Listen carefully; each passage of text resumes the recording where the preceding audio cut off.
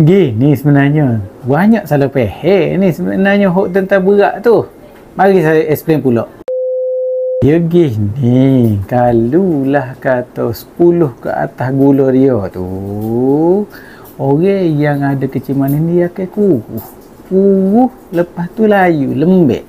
Bapa gitu. Kalau normal badan kita, kalau kita nak jalan, kita nak gerak, kita kena pakai gula.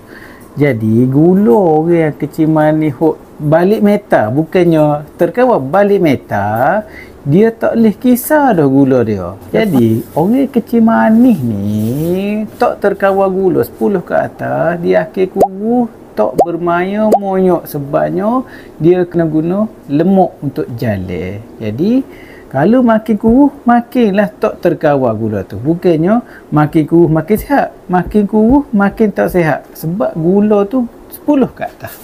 Okay,